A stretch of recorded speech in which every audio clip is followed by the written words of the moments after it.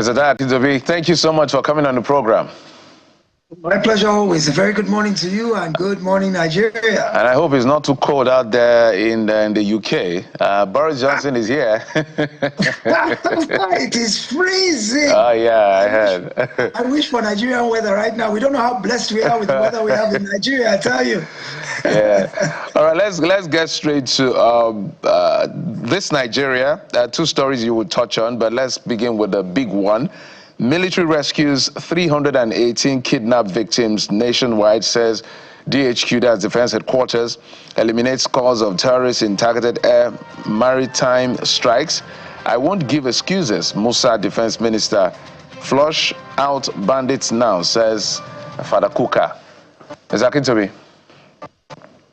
Yes, well, this is good news. It looks like the momentum continues to take root, and all the various steps that have been taken recently, particularly with the appointment of retired General Musa as the new Minister for Defense. Typically, that has been a political appointment, which is okay in times of peace. But as I said before, we're not in a time of peace. We're pretty much in a time of war, which requires professionals to handle that ministry. So it's a very good appointment. First of all, the general himself has had a very good track record. Even as the CDS, he was highly regarded. And for him to now have been appointed to this post, first of all, let's remember that the current service chiefs are his juniors. He was essentially supervising them in his position as CDS. He's widely respected by them, and he's seen as a competent hand. So I foresee that there'll be a lot of synergy now that he is superintending the entire defense architecture. There'll be a better synergy between the different security apparatus, and I think he himself is very committed. For one thing, I like the fact that he doesn't believe in negotiating with bandits. He doesn't believe in the so-called quote-unquote non-kinetic approach. I love the way we come up with these, all of these catchphrases all of a sudden. The most frequently bandied about one in Nigeria now is kinetic and non-kinetic. And I keep asking myself, what exactly does that mean? But anyway, he believes in eliminating bandits. He's not one of those who will say bombs cannot penetrate a forest, for example. So we know that he's going to come out guns blazing and he will take no prisoners. However, having said that, military rescued 318 kidnapped victims. I'd like to see this rescue did not occur in a vacuum. Some kind of way, there was either an engagement, there was either man-to-man, face-to-face warfare. What happened to the perpetrators? We hear too much about the victims, but the deterrence factor will only come from interdiction of the perpetrators. We don't hear too much. That's not to say it's not happening, but I think that there should be more attention paid to what happens to the perpetrators. Yes, we are happy that our victims have been rescued, they are coming home. That's the first priority. But the second order of business should be the people who committed these heinous crimes. What is the outcome? What is happening to them? Because of the deterrence factor. If it looks like, oh, we're just satisfied with rescuing our victims and we're not doing anything to bring the perpetrators to justice, I read somewhere that in this 318 kidnapped, perhaps about 76 terrorists were either arrested or eliminated. But that story is muted. That part of the story is not given enough light to where the news will spread to other perpetrators that you can't do this. If you do this, you'll be brought to book. The Senate is now considering death penalty for kidnapping. Good. But there are so many laws we have on the books that are not enforced or that are nonchalantly or lackadaisically approached. So the fact that the Senate puts it on the books and says a death penalty for kidnappers, I don't see that in itself as a deterrent enough, because they say, oh yeah, whoop-de-doo. How many people have you arrested and have you prosecuted and convicted and actually carried out the sentence on? So more attention needs to be paid to what happens to the perpetrators. Kudos on rescues. May they continue. But remember, rescue only becomes necessary after the fact. So We wish Brigadier Musa well as the new Minister of Defense. We want the kidnaps to not happen in the first place so that we don't have to have a rescue. But even if it does happen, that one or two kidnaps happen here or there, when the rescues occur, let us bring the perpetrators to book as well. Well, indeed, you're very apt on that score, and we're looking at the National Assembly and also all the other actors in the fight against terrorism to see how much results will be recorded in the coming days. But The Guardian this morning, as we head over to the next paper, chose an entirely different path in its big story. But it's just as important when we consider some of the challenges in the public space. How stigma, poor treatment, funding, hobble HIV and AIDS rollback. And we see a very vivid image there telling the story. Safety net, donor fatigue, widens funding gap in healthcare. So it appears as if, Mr. Kitobi, there's an increasing impact being seen in reduction of donor funding in the fight against some of these health. Can you see me? Mr. Kitobi. Yes, it seems as if this notion of HIV/AIDS in recent times, we seem to have rested on our laurels, believing that perhaps this thing is a thing of the past, that is not anything to worry about majorly, because perhaps there's treatments now and there's better awareness in prevention and things like that. But it is still as dangerous a medical issue, a healthcare issue, as it was in the beginning. But we seem to be paying short shrift to intervention, both financial from the health sector, and when they say funding sources are drying up, when HIV first became a thing that affected the elite, it was given so much attention and so much funding. But once the elite became educated and more aware, and it became a poor man's problem, everybody lost interest.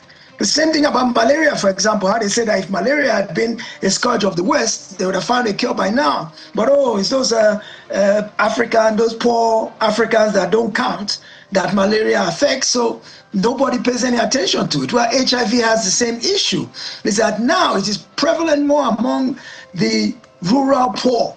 That's not to say it's not in the cities, it is, but the elite have found a solution. The elite can afford medication. They don't have to go to government hospitals for medication, for palliative care. And so once it no longer is a problem of the elite and becomes a problem of the poor, then it receives short shrift. So I do know that it is still a major health care concern. And even if we are kidding ourselves to think that it is not something that affects the elite, as long as it still exists within society, it can be transmitted to anybody, through anybody.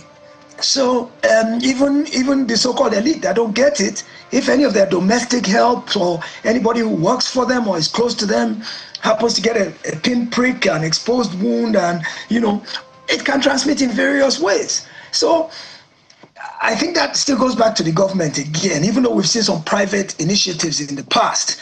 Foundations were set up, free testing. Testing has always been key. Free testing was a thing for a very long time. Nowadays, you don't see that anymore. It's muted. It's as if that thing no longer exists in our midst, which is a big error. Same thing with COVID. For a very long time, we assumed COVID was gone and we forgot all about washing hands and all the preventive measures of COVID, only to hear that COVID still exists. So, we do need a little bit more attention to be put back in the HIV/AIDS situation, and probably more public funding, more government intervention, more awareness. I'm glad Guardian brought this up. I'm glad they did, because I think we need our memories jigged as to how dangerous this thing is and how it was killing people not so long ago. You know, there's always a lot to combat. People forget and move on so fast. In fact, some people have probably forgotten the challenges they faced yesterday, because there are new challenges today. But the Vanguard newspaper, Mr. Akintobi, speaks to a challenge that we're facing yesterday, today, and maybe tomorrow. Hopefully not forever, definitely. And it's about terror. Will restore or defeat terror, restore order, peace, from a defense minister and NSA. And it's something we've spoken to time and again. But something catches my attention just below the big pictures on the front page. It's in purple, actually. You see, at Imo Economic Summit in Digbo, most significant stakeholders in the Nigeria project. That's coming from President Bola Tinubu, who was, of course, represented by the Vice President. Uzodimma opens state to multi-sectoral investment. We've talked about some of the, you know, how they call them, bigwigs, prominent people now, to be more appropriate, that were there. Even the Liberian President, Joseph Boakai, was there. I mean, that list was quite heavy. But what do you make of President Bola Tinubu's statement regarding Ndibo? It's one thing to say it, it's another thing to, as they say now, show working. So do you think they match, the statement and the evidence? I'm sorry, Kayode, your volume kind of went there. I could tell you're the one speaking, but I couldn't really make out what you were saying. Oh, dear. I see the Vanguard newspaper on the screen. Can you hear me now, Mr. Akintobi? It looks like you might have been talking about... Mr. Akintobi, just to be clear, can you hear me now? And terrorists need to be flushed. Mr. Akintobi, let me confirm if you can hear me now, so I can put through the question. It goes back to... Okay. Jeffrey Bukola, do you want to help out? We need to fix this audio here, guys. Well, Mr. Akintobi, if you can hear us, we're looking at the Vanguard newspaper. Of course, it captures the resolve of the new defense minister, General Christopher Musa, retired, on what his mandate would look like as he resumes office. But Kade is specifically looking at something that appears on the bottom page of the Vanguard newspaper this morning, and it's an interesting one in the light of, developments in Nigeria's southeast. Ndibo, most significant stakeholders in the Nigeria project. That's ascribed to Mr. President. And there's another one just at the bottom. Uzodimma opens state to multi-sectoral investment, coming through from the Imo Economic Summit that held yesterday and drew national attention. But are you quite confident in this positioning of the administration, in the expression of support for Ndibo, in the light of all the other events happening in Nigeria's southeast? Mr. Akintobi. I don't think Mr. Akintobi can hear us, we hope we can reconnect with him, but Kaido was asking, the argument is to inclusion and representation, especially president and vice president, which is what the Ndibo people have been fighting for, those of them from the southeast. But if you look, again, the argument over his inclusion is making efforts, so whether or not get their buy-in as a people. But Igbo people have been, which is the reason for the agitation over marginalization issues. I think so far so good. The Southwest has enjoyed leadership of Nigeria for at least guaranteed 12 years. If Bola Tinubu wins the election, it's going to be 16 years out of the 26 now. No, that would have been more years now. And then the South Side had about 5 or 6 years. And then the North had about 10 years. So North Central, Northeast, Southeast have been marginalized in terms of, that is the political argument. That's why time and again, the president tries to reassure them that, look, you have a seat on this table, but what they want as a seat on the table is to be able to become Nigeria's president one way or the other. But in terms of appointment, you see, even the latest appointment, even states where he lost woefully, like Imo, no, not Imo now, Enugu and Abia in the last election. He lost in Imo. Yes, I'm just saying. I'm referencing. If I lost in the Southeast woefully. You lost woefully in the Southeast, but I'm saying that he still made appointments of the governors. I think. I see, for the ambassadorial. The ambassadorial nominees. So he's trying to, whether it's tokenism to tell them, look, with time it's going to get better. I don't know. And that's what it may just amount to, because beyond representation, there's also the matter of interests. And you know, somewhere on the front page of the papers this morning, Igbo leaders are being carpeted, you know, for being silent over the fate of Nnamdi Kanu, leader of IPOB. And you know, this contrasts with the position of the Minister of State for Foreign Affairs, I believe, at the start of her appointment, that indeed there was optimism that Nnamdi Kanu would be released. And so there's a preponderance of views both in the Igbo community and among civil society organizations that, you know, Kanu is a political prisoner and indeed he should be released. But his sentencing has contrasted, you know, has gone against that, you know, block of opinion poll, and of course the interests of Nigeria's Southeast.